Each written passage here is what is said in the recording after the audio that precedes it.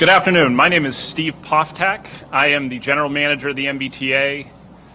Before we get started today, I'd like to ask everyone to join me in a moment of silence. We held a funeral today for an MBTA employee who died 2 weeks ago in a tragic accident. It is a difficult day for the MBTA family. We remember Bernadette Etienne Day here at the MBTA. So if everyone would please join me just in a moment of silence. Thank you.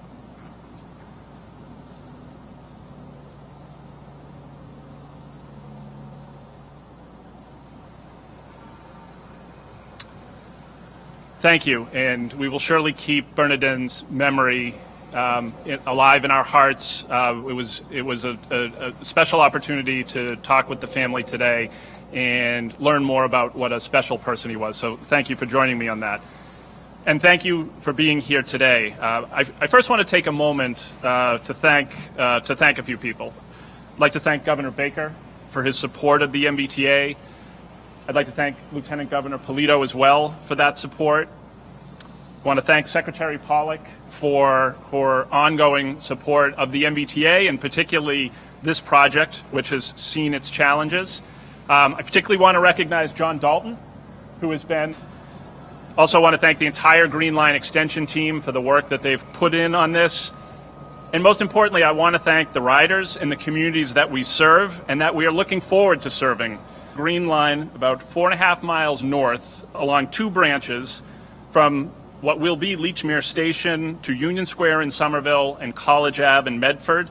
It's going to build 6 new stations. The project will have installed 100,000 railroad ties, nearly 4 miles of pilings, 22 million pounds of steel girders, 17 miles of permanent track, and 2 miles of a multi-use community path. We're looking forward to COVID, which brings me, of course, to my update on formal gatherings with no distance, no masks, shared food, an attempt in many respects, I think sometimes, transmission, and we're able to open up and get kids back into the class in those places, in light of Boston's recent uptick, and respond accordingly. Just want to say that Boston in some respects is unique from all other communities, not just because it's the largest community in Massachusetts, but also because of its density.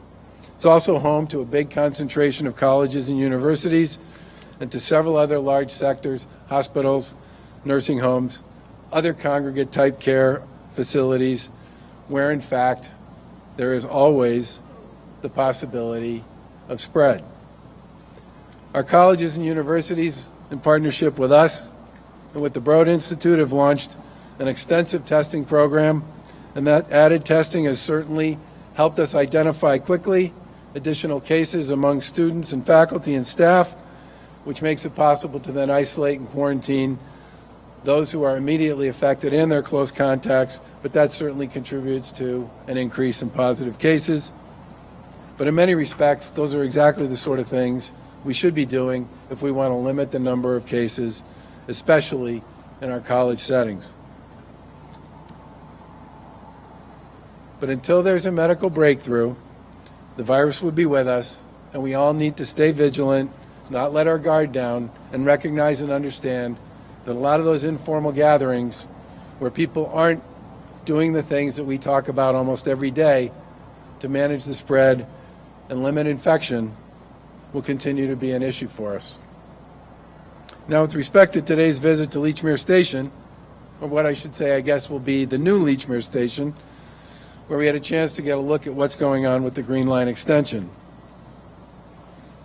Last month, we completed a series of service shutdowns on the MBTA that sped up track and station improvement work by 2.5 years on other parts of our rapid transit system.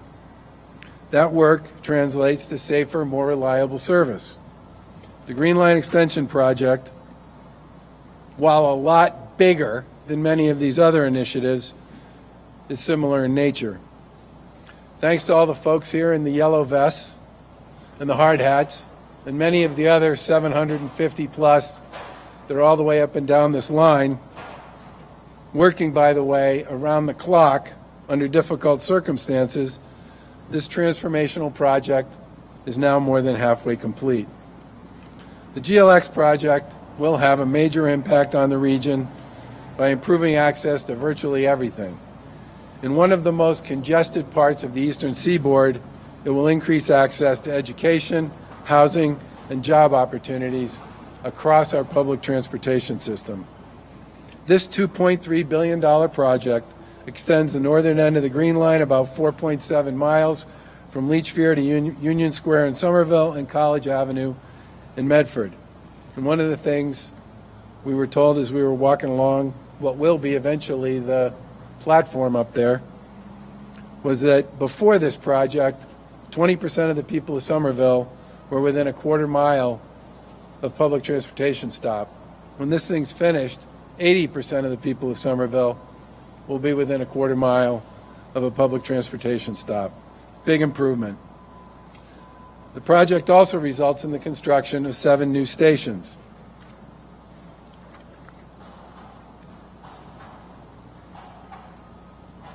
We've had a couple of other milestones, but one in particular I want to mention.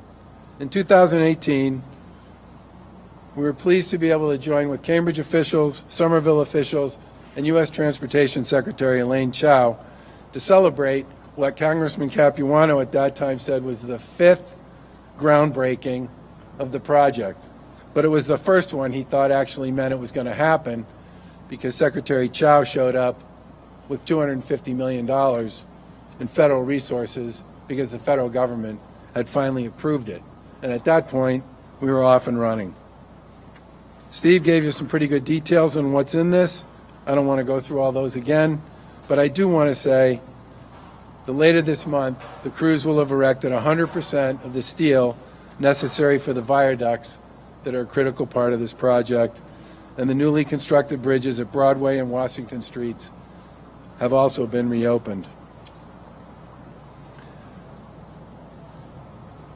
Somerville Mayor Joe Curtatone, at that groundbreaking I was talking about with Secretary Chao, said this was a critical environmental justice project. It absolutely is.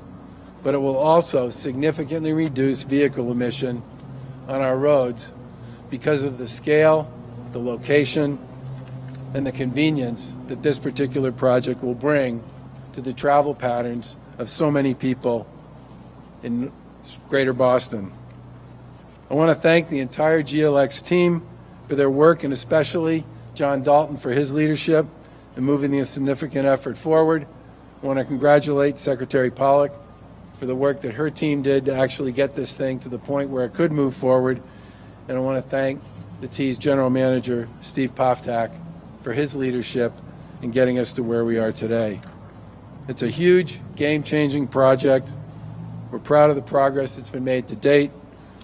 I can't wait at the end of next year.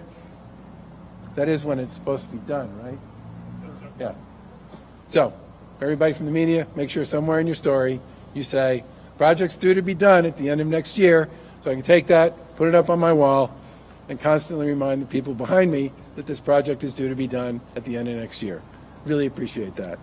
And finally, I'll just say, this project's being built across a whole series of very busy neighborhoods. And the work that's been done by this team to stay on time and on budget, despite all that, since this project began, is a real tribute to everybody who's been part of making it happen.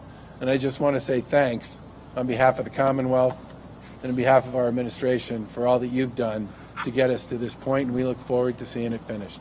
With that, I'll turn it over to Secretary Pollock.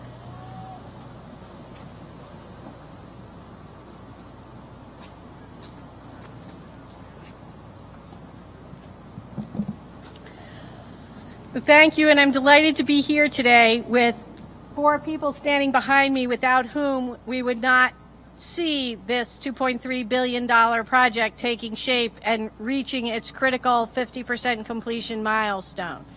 Back in 2016 and 17, it wasn't at all obvious that we would be able to build the Green Line extension. The MBTA was coming off a series of revelations about the condition of the organization as well as its assets that required us refocusing the T on delivering reliable service and fixing a backlog of asset improvement projects. And the federal funding that had been secured was in danger because the price of the project had gone up. Without the unyielding support of Governor Baker and Lieutenant Governor Polito, there's no way we would have gotten through that period of pressing the pause button, understanding what went wrong, downsizing the project, securing the necessary financing, including important contributions that came from the cities of Cambridge and Somerville, and getting the project back on track and procured. So I want to thank the governor and the lieutenant governor for their support for this transformative project. The project also wouldn't be here today if it weren't for the leadership of MBTA General Manager Steve Poftak. Steve has been clear since becoming general manager that the MBTA's capital delivery program was capable of simultaneously delivering the needed upgrades to all of their assets and delivering important expansion projects like the Green Line extension and South Coast Rail. And he and his team have made good on their word, delivering a record-breaking more than $1.5 billion in capital projects last year, including the spending on the Green Line extension and South Coast Rail, but also a series of accelerated projects on the Green Line, Red Line, and Blue Line that took advantage of lower ridership and lower traffic to get work done on the core part of the system that has been so in need of investment. So thank you, General Manager. And finally, the governor mentioned John Dalton. We knew when we were doing the look back on this project that one of the things that it was going to need was a full-time experienced manager who knew how to manage large-scale projects, design, build, teams like JLX contractors that have brought this to fruition. John relocated his family here to Massachusetts and took on the task, and we're delighted he's here, and he's a big part of the reason we're here today. This project represents not only an investment in transit, but an investment in Greater Boston and the community it serves. The return on the $2.3 billion investment is not just measured in concrete and steel or even trains and riders, but in the way it will transform the neighborhoods that it serves and enable the kind of development that you see with the cranes that surround us today. It's exactly the kind of investment that we need to be making in our transit system, and I'm delighted that it's moving forward the way it has. It also represents a collaboration between local partners, the cities of Cambridge and Somerville and Medford, and the state and our federal partners at the Federal Transit Administration, Regional Administrator Pete Butler and his team, who I'd also like to thank today. But finally, it represents a vote of confidence in the MBTA and its ability to deliver the world-class transit system that Greater Boston wants and needs. If you go just south of this project, you'll see work is also underway on the century-old viaduct that carries the Green Line trolleys over the Charles River past the Museum of Science and meets up with the new construction on the Green Line extension. That project wasn't part of the capital plan just a few years ago, and yet the team, realizing that it made sense to fix it at the same time that the Green Line trolley was going to be closed to do this Green Line work around Leechmere Station, the team was able to get it designed, bid, and in construction during the closure period for the Green Line. Again, a feat of collaboration and strategic investment in the core of the system that will pay off for all of our Green Line riders. So I'm delighted to join my colleagues today, celebrate the 50% completion. Look forward to coming back when the project is done and the trains are running. Thank you. And Steve, turn it back over to you.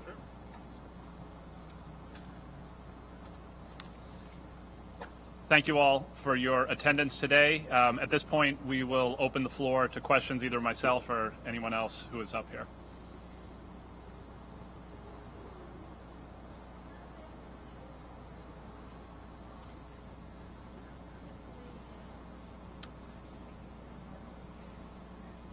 Sorry, if I heard the question, the overall state of the T, both fiscally and operationally, given COVID, obviously we've faced challenges. We are in the middle of attempting to deal with next year's budget problems, attempting to begin addressing them now, so that we're in position to address them later. So obviously that is an ongoing process that will unfold this fall. In terms of operationally, we are spending $1 million more per week on PPE and cleaning and decontamination services than we did at the same time last year. We've made a massive investment cleaning our facilities and vehicles on a daily basis. When vehicles lay over in the middle of the day, we have them wiped down. We have an electrostatic fogging regime that we do twice a week. We offer testing to all of our employees. Any MBTA employee who would like to get tested can get tested through our in-house process. We have currently some number, I believe it's, I heard this morning it may have already changed, but we have 5 positive tests for COVID currently at the MBTA. So it is something that we are actively watching, and we are proactively quarantining people who have issues related to COVID.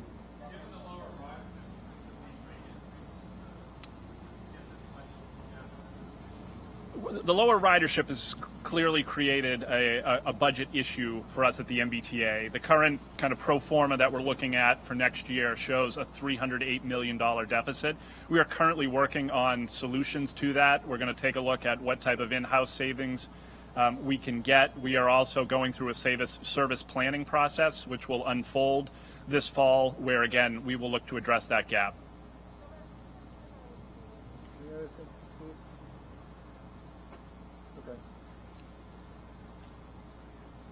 Trying to limit the number of times we take our masks off and put them back on.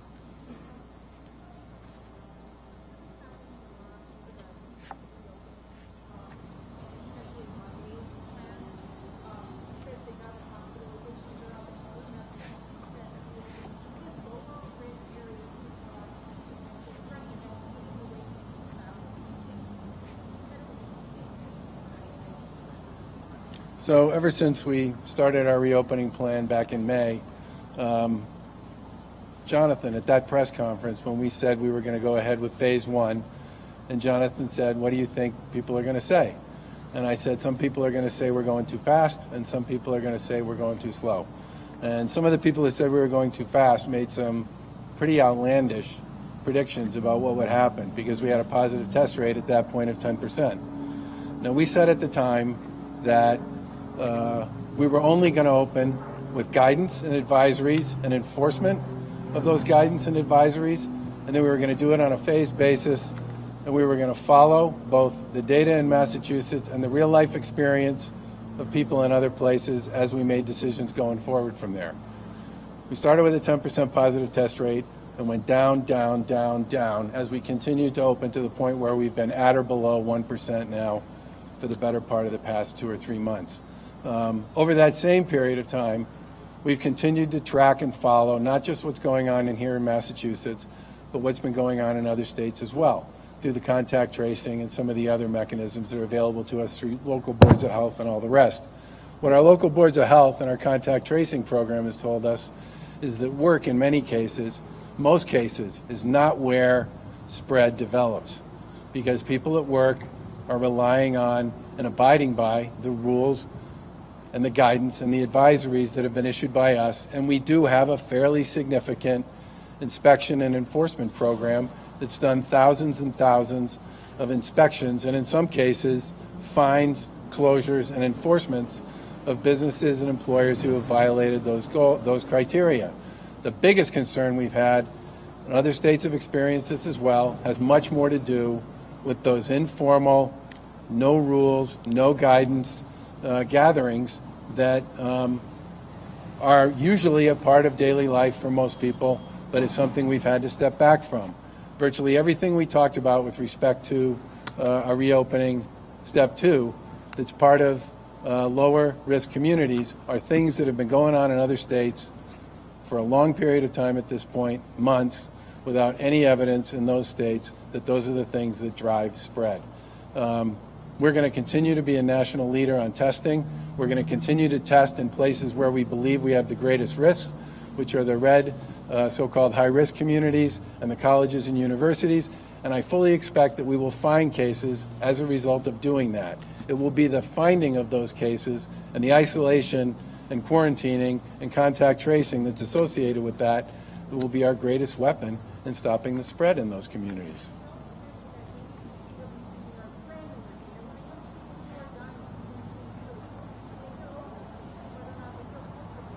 We agree with that, and hopefully at some point we're going to have a better roadmap for people around exactly those kinds of issues. Say again?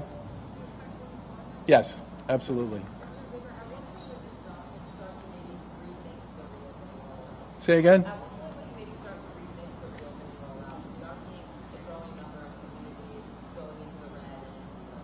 So we rethink the reopening pretty much every day based on the data that we collect. North Andover is as good an example as any.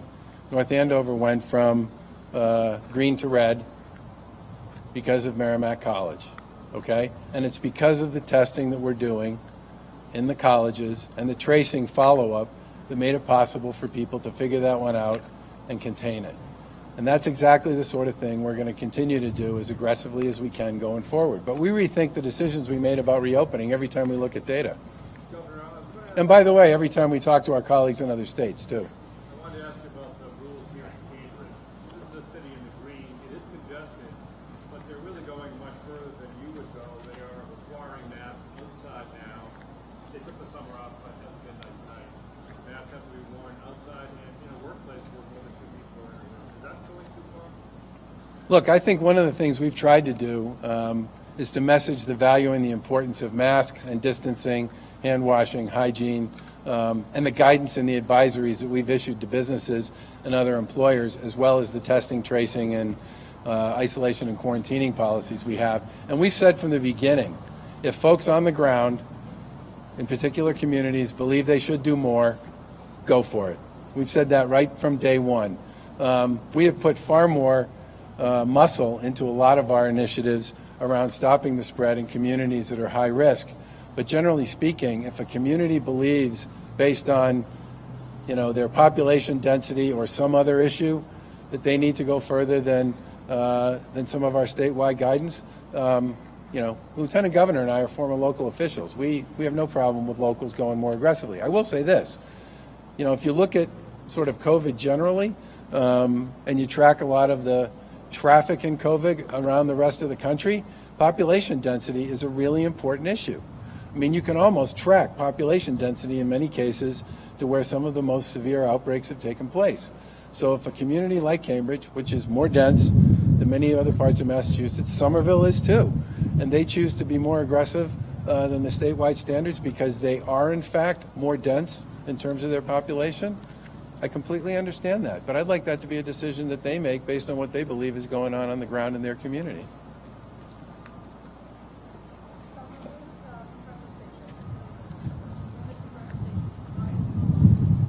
Yeah.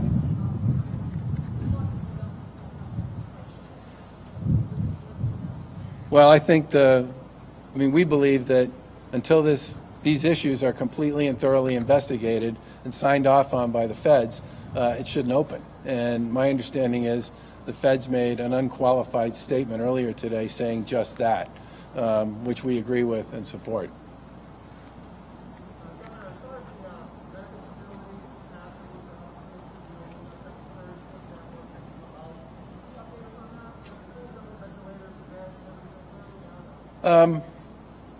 You're reminding me that we need to do a press briefing on this, which we'll do next week, because we have been talking to the hospitals and talking to our suppliers about gear and everything else. And I don't want to get too far ahead of myself. I would just say that, generally speaking, one of the things we're working hard to figure out here with our colleagues in the hospital community is the difference between the people who are in the hospitals are now testing everybody who comes through the ER or comes through admission. They're testing everybody. There's one hospital in Massachusetts that was on this morning's call with us that said they had it's either 5 or 6 COVID patients in-house. All but one were in there for another reason, but tested positive when they came in.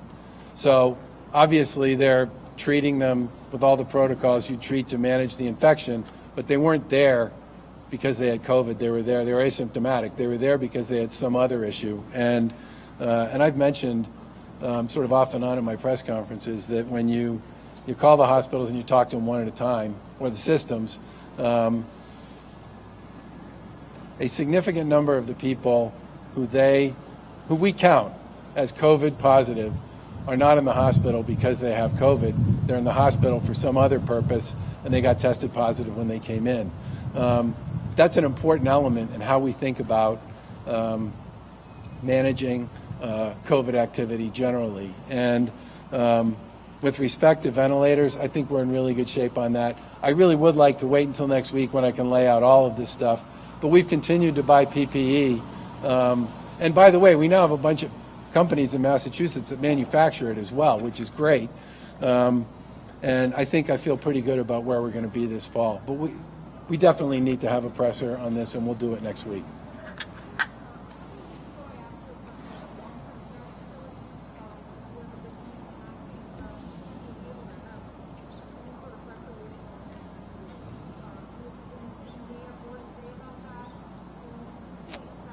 We did make indoor visitation is now possible, and there are certain services under certain circumstances that can be provided on site in the facilities.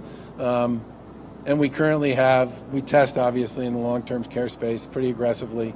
Our current positive test rate in long-term care is about 1%. And we have a very aggressive testing program, not just for residents, but also for staff and contractors and sort of anybody and everybody who comes in and out. But we're going to continue to be pretty cautious about that because the consequences, obviously, for that community is very high if we get it wrong. Thanks, everybody.